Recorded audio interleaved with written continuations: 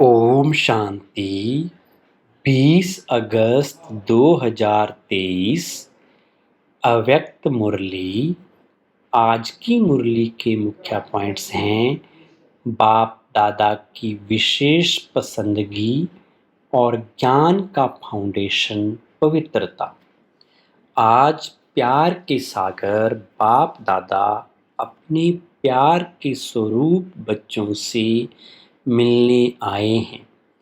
भगत आत्मा थे तो बाप से कितना दूर थे, इसलिए चारों ओर ढूंढते रहते थे।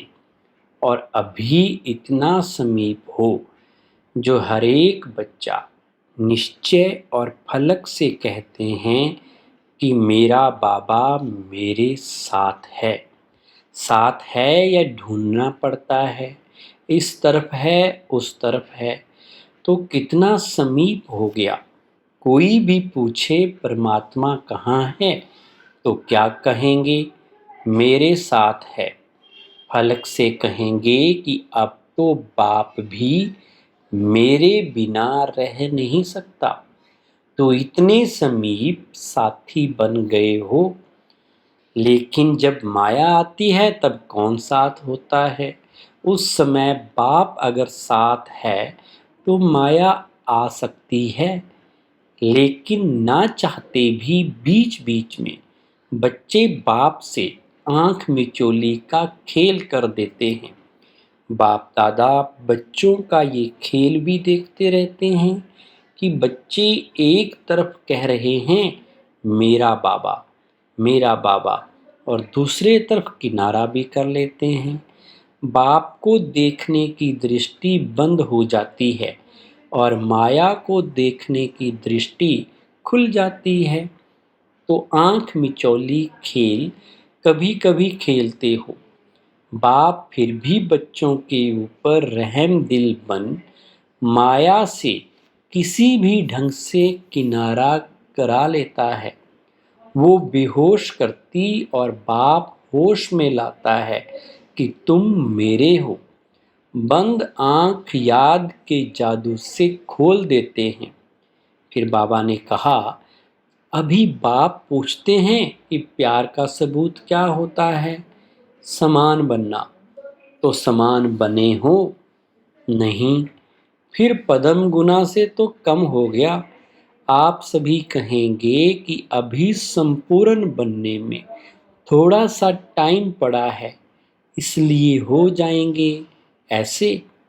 लेकिन अगर प्यार वाला कहता है कि तुम प्यार के पीछे जान कुर्बान कर लो, तो वो जान देने के लिए भी तैयार होते हैं। बाप दादा जान तो लेते नहीं हैं, क्योंकि जान से तो सेवा करनी है। लेकिन एक बात पर बाप दादा को थोड़े समय के लिए आश्चर्य करना पड़ता है। आश्चर्य करना नहीं चाहिए, वो तो आपको भी कहते हैं, लेकिन बाप दादा को आश्चर्य करना पड़ता है। पार्ट बजाते हैं, जान कुर्बान छोड़ो, लेकिन प्यार की निशानी है निछावर होना, जो कहे वो करना। तो बाप सिर्फ एक बात में निछावर होना देखना चाहते हैं। हर एक स्वयं समझते हैं कि मेरा बार बार बाप से किनारा होने का मूल संस्कार या मूल कमजोरी क्या है? हर एक अपनी मूल कमजोरी को जानते हो ना, तो वो कमजोरी जानते हुए भी निछावर क्यों नहीं करते हो? फिर बाबा ने बताया, प्यार का अर्थ ही है जो प्यार वाला पसंद करे वो करना। अगर मानो प्यार करने वाला एक बात कहता है और वो दूसरा कुछ करते हैं तो क्या हो जाता है? प्यार होता है या झगड़ा होता है? उस समय प्यार कहेंगे कि अच्छी तरह से लाठी उठाकर एक दो को लगाएंगे। तो बाप को क्या पसंद है? बाप दादा कहते हैं कि समान बनने में तो कई बातें हैं। ब्रह्मा बाप की विशेषताएं देखो, और ब्रह्मा बाप समान ही बनना है तो कितनी बड़ी लिस्ट है। उसके लिए भी बाप दादा कहते हैं चलो कोई बात नहीं, एक दो बात कम है तो भी हर्जा नहीं। लेकिन जो मूल फाउंडेशन है, जो ब्रह्मा बाप व ज्ञान का आधार है, वो क्या है? ब्रह्मा बाबा शिव बाबा की विशेष पसंदगी क्या है? वास्तव में फाउंडेशन है पवित्रता। लेकिन पवित्रता की परिभाषा बहुत गुहिया है। पवित्रता जहाँ होगी वहाँ निश्चय, सच्चाई, सफाई ये सब आ जाता है। लेकिन बाप दादा देखते हैं कि पवित्रता की गुहिया भाषा, पवित्रता का गुह्य रहस्य अभी बुद्धि में पूरा स्पष्ट नहीं है। व्यर्थ संकल्प चलना या चलाना अपने अंदर भी चलता है और दूसरों को भी चलाने के निमित्त बनते हैं। तो व्यर्थ संकल्प, क्या ये पवित्रता है? तो फिर संकल्प की पवित्रता का रहस्य सभी को प्रैक्टिकल में लाना चाहिए ना। वैसे देखा जाए तो पांचों ही विकार, चाहे काम हो चाहे मोह हो, सबसे नंबर 1 है काम और लास्ट में है मोह। लेकिन कोई भी विकार जब आता है तो पहले संकल्प में आता है। व्यर्थ संकल्प क्रोध भी पैदा करता है। तो काम अर्थात व्यर्थ दृष्टि, किसी आत्मा के प्रति अगर व्यर्थ दृष्टि भी जाती है तो उस समय पवित्रता नहीं मानी जाएगी। तो ये व्यर्थ संकल्प बाप के प्यार के पीछे निछावर क्यों नहीं कर सकते हो?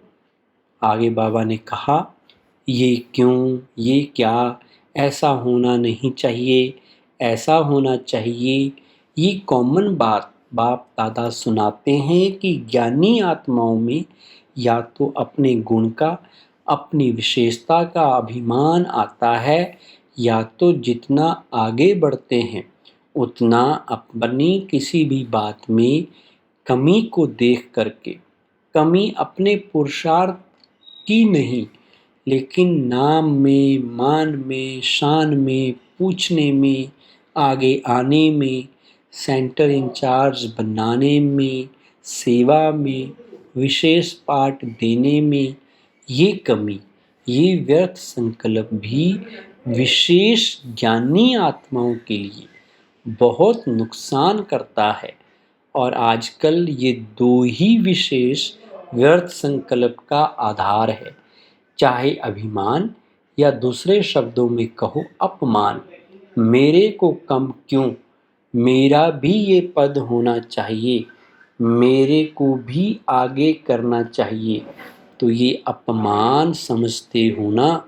तो ये दो बातें, अभिमान और अपमान, यही दो आजकल व्यर्थ संकल्प का कारण है। इन दोनों को अगर निछावर कर दिया तो बाप समान बनना कोई मुश्किल नहीं। फिर बाबा ने वो कहा, हर एक, चाहे टीचर, चाहे विद्यार्थी हैं, चाहे महारथी हैं, चाहे प्यादा हैं, ऐसे नहीं कि महारथियों के लिए है, हम तो हैं ही छोटे। राज्य भाग्य लेने के टाइम तो कोई नहीं कहेगा कि मैं छोटा हूँ। उस समय तो कहेंगे सेकंड नारायण मुझे ही बना दो। तो हर एक को सिर्फ 2 शब्द अपना समाचार देना है, अंदर लिखना कि व्यर्थ संकल्प किस परसेंटेज में निछावर हुए, 50% या 100% निछावर हुए। बाप दादा ने देखा कि प्यार मधुवन तक तो ले आता है। जैसे मधुवन के लिए प्यार में भागते हो, आते हो, ऐसे ही पुरुषार्थ करो कि मेरा नाम बाप समान बनने में पहले हो। तो ये पवित्रता का फाउंडेशन पक्का करो। ब्रह्मा बाप ने पवित्रता के कारण, एक नवीनता के कारण गालियां भी खाई। तो पवित्रता फाउंडेशन है और फाउंडेशन का ब्रह्मचर्य व्रत धारण करना ये तो कॉमन बात है। लेकिन अभी आगे बढ़े हो तो बचपन की स्टेज नहीं है, अभी तो वानप्रस्थ स्थिति में जाना है।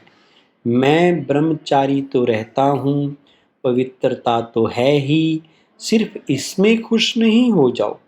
वैसे तो अभी दृष्टि वृत्ति में पवित्रता को और भी अंडरलाइन करो, लेकिन मूल फाउंडेशन है अपने संकल्प को शुद्ध बनाओ, ज्ञान स्वरूप बनाओ, शक्ति स्वरूप बनाओ। संकल्प में कमजोरी बहुत है, क्या करें कर नहीं सकते हैं, पता नहीं क्या हो गया। क्या ये पवित्रता की शक्ति है? पवित्र आत्मा कहेगी क्या करें, हो गया, हो जाता है, चाहते तो नहीं हैं, लेकिन ये कौन सी आत्मा है? पवित्र आत्मा बोलती है कि कमजोर आत्मा बोलती है? त्रिकालदर्शी आत्माएं हो, जब क्यों क्या कहते हो, तो बाप दादा कहते हैं इन्हों को जिज्ञासु के आगे ले जाओ।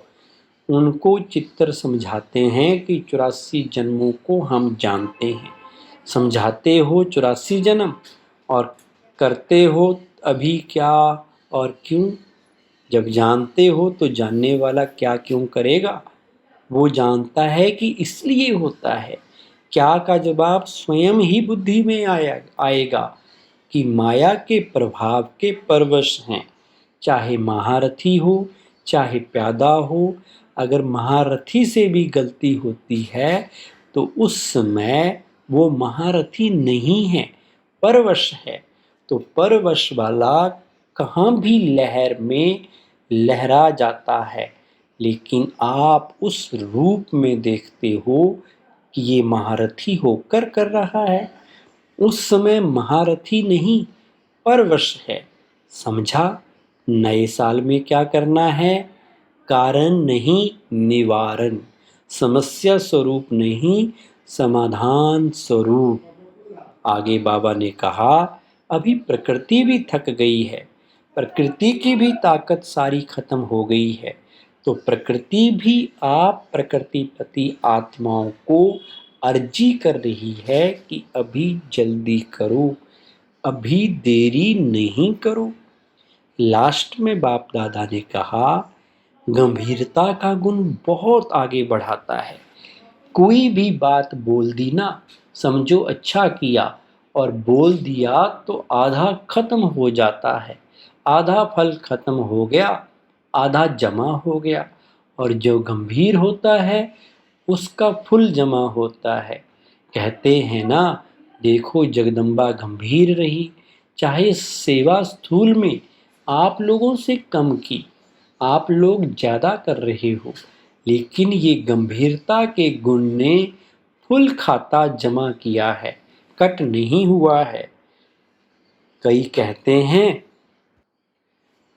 कई करते बहुत हैं, लेकिन आधा पौना कट हो जाता है। करते हैं, कोई बात हुई तो पूरा कट जाता है, या थोड़ी बात भी हुई तो पौना कट हो जाता है। ऐसा ही अपना वर्णन किया तो आधा कट हो जाता है, बाकी बचा क्या? तो जब जगदम्बा की विशेषता जमा का खाता ज़्यादा है, गंभीरता की देवी है, ऐसे और सभी को गंभीर होना चाहिए। चाहे मधुबन में रहते हैं, चाहे सेवा केंद्र में रहते हैं, लेकिन बाप दादा सभी को कहते हैं गंभीरता से अपनी मार्क्स इकट्ठी करो। वर्णन करने से ख़त्म हो जाती है, चाहे अच्छा वर्णन करते हो चाहे बुरा। अच्छा अपना अभिमान और बुरा किसका अपमान कराता है। तो हर एक गंभीरता की देवी और गंभीरता का देवता दिखाई दे। अभी गंभीरता की बहुत बहुत आवश्यकता है। अभी बोलने की आदत बहुत हो गई है, क्योंकि भाषण करते हैं ना, तो जो भी आएगा वो बोल देंगे, लेकिन प्रभाव जितना गंभीरता का पड़ता है इतना वाणी का नहीं पड़ता। आज की मुरली का वरदान है रूहानी गुलाब बन, चारों ओर रूहानियत की खुशबू फैलाने वाले आकर्षण मूर्त भव। विस्तार सदा स्मृति रहे कि हम भगवान के बगीचे के रूहानी गुलाब हैं।